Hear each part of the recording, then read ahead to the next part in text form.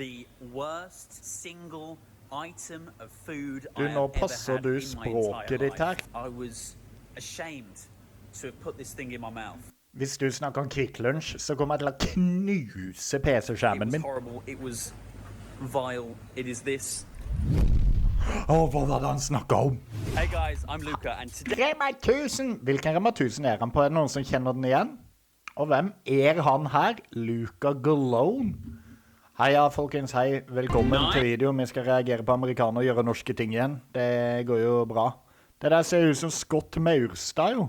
Og den magiker! We are at a Norwegian supermarket. Vi kan si Rema1000. So we're going to go inside and see what we can find inside of Rema1000 or Rema1000. Or Rema1000. Ja, vi sier Rema1000. Why is it called Rema1000? Rema1000, it's because there is only 1,000 items in this shop. Det er bullshit. Well, there used to be. There's about 2,500 now, but What? not reflected in the name.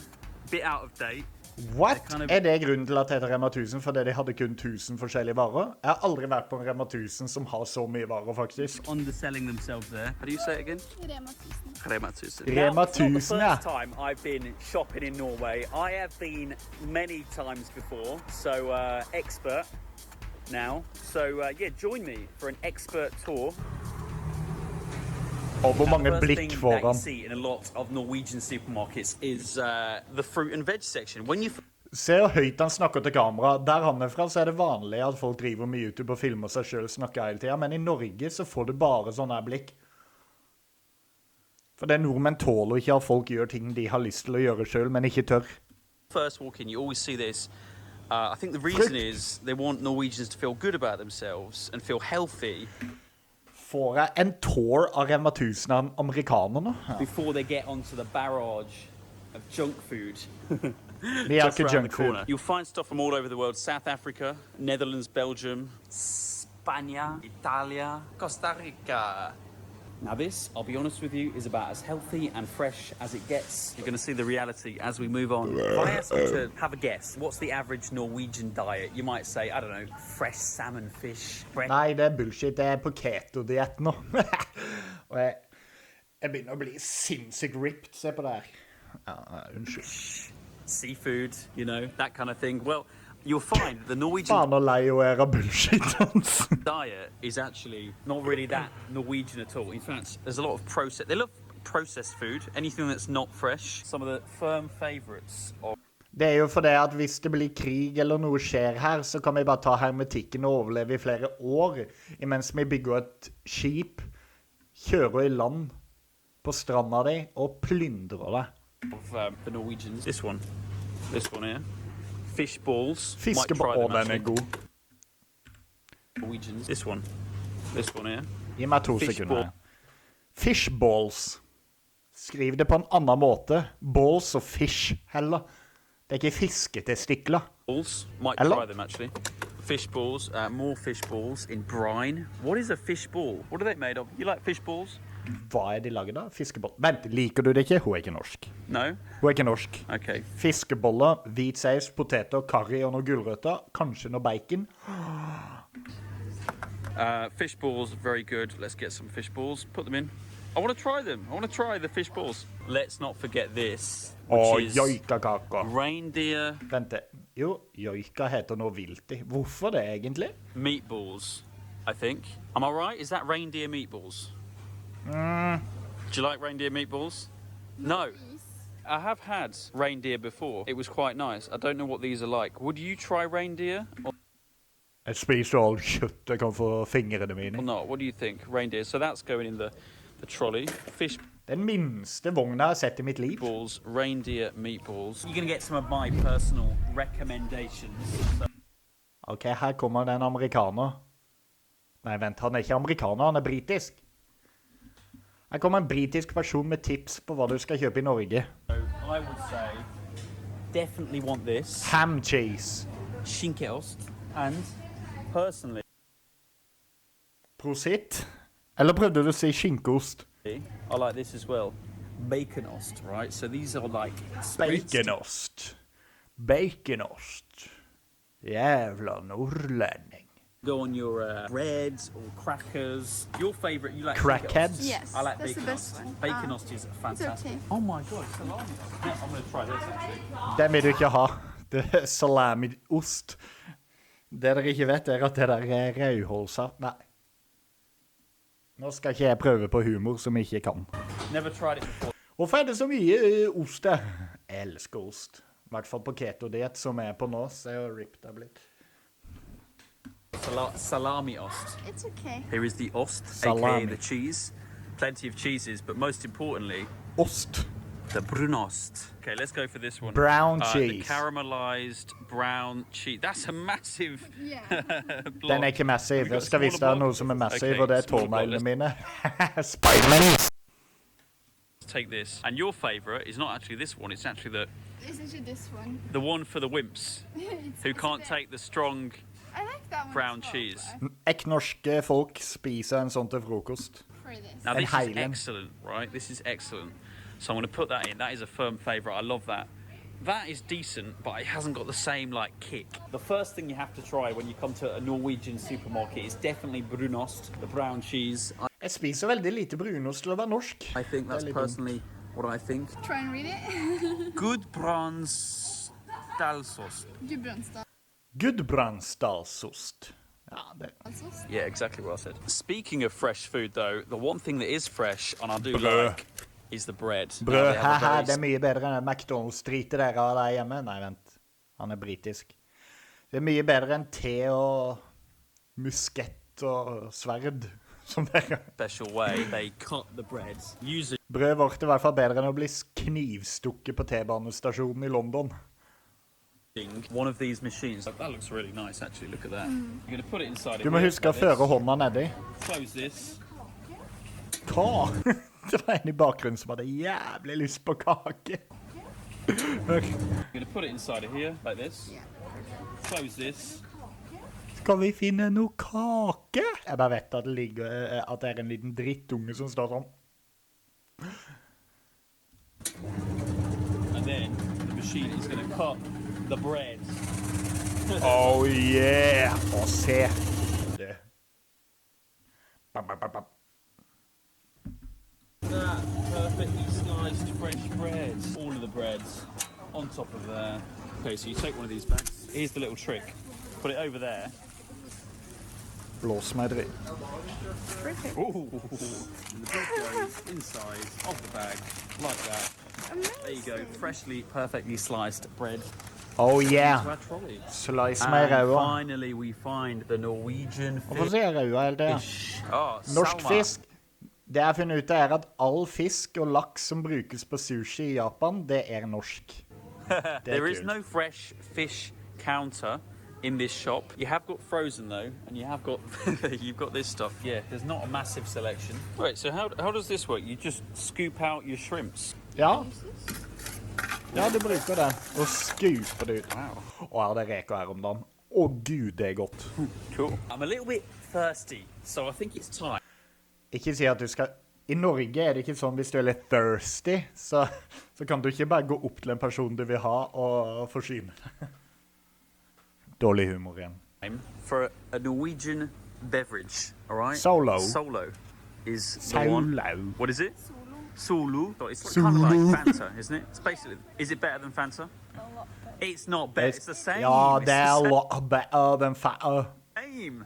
We are in the alcohol section. They've got a very small selection of alcohol. Actually, any supermarket is not allowed to sell any Supermarkets in beverage Norway are not permitted to sell any alcohol beverages over 4.75. over 4.7% alcohol. So all of Riktig. these are pretty low. Oh look, 4.7. That's about the max. Du trenger jo ikke mer ass fatøl.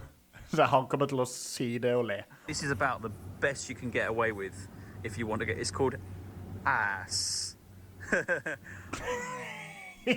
Det var gøyere når han sa det. Awesome. Skal vi ta oss en ass, eller? Nice name. Anything over 4.7% is only sold at the government shop, Vinmonopoly. So any wines, any Vinmonopoly. Er vi i Grekland, eller? 0.7% is only sold at the government shop, Vinmonopoly. So any Vinmonopoly. Faen, det var dritkult. Det høres ut som en ferieplass. Wines, any spirits only bought at Vinmonopoly. It's a bit weird how the government own the shop. I mean, Vinmonopoly. they're making money, let's be honest. Oh, wait, look at this. Det skal jeg si. Jeg må innom Vinmonopoly. It's got a polar bear on it. What a cool beer that is. The other thing about buying Bjørnunge. alcohol in a store in Norway, any supermarket, you can only buy it before a certain time. Today's a Saturday, so I have to buy my beer before 6 p.m. Otherwise, Nei, 1800 for fuck's sake. Comes down and you can't get it. On a weekday, 8 p.m. is the cut-off. So if you see someone coming to the store at 9 a.m. in Norway to get their beers in, they're not an alcoholic, they're just someone stocking up before the cut-off at 6 p.m. All right? So don't judge. Og ja, så i Britannia så det alltid tomt i alkoholhylla. Hun skal faen meg en breezer. Hun norsk. Stuff that alcoholics get. Hun skal bli dritings. 4%. 4%. Ooh, that's strong. Breezer light. Careful with that. If there's one thing I can tell you about the Norwegians, it's that they love their candy. Look at this girl. Look at the look on her face as she loads Krokodiller så går og slurper på, jeg lover up a dere. pick and mix. And look at this pick and mix section. It's Ikke snakk om huge. pikken din And nå. there's even more over here. It brings me to another point. The Norwegian copycat. First one. Ikke begynn. Det ikke en KitKat. Hva enn du skal si, det ikke en KitKat. Quick lunch. It's Kit Kat.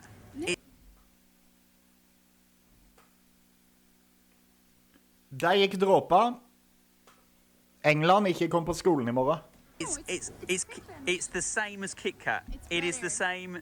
They copied Kit Kat. It is the same as Kit Kat. Du, hvis du en ekte nordmann nå, så drar du til han med en gang. Så skal vi se om han kan trylle seg vekk fra det. Det tviler jeg på. We'll get it, and we'll prove to people that that is the same as Kit Kat. So the first one, oh, it is. Du. Forbanna pølse. Det fullt av folk i kassa der. Hadde jeg stått der inne, jeg hadde plukket opp en handlevogn og kastet den i hodet hans. Om jeg hørte det. They copied Kit Kat. It is the same as Kit Kat. We'll get it, and we'll prove to people that that Stapp den i munnen og si at det der KitKat. Oh, it is the same as Kit Kat. It's the same. Look, it's exactly the same. Han må holde grundig kjeft nå. Second one, blatant copy. Look at this. Yap. Yap. Okay. Yap. That's the same as Mars bar. Det har jeg faktisk aldri tenkt på, men se på det der.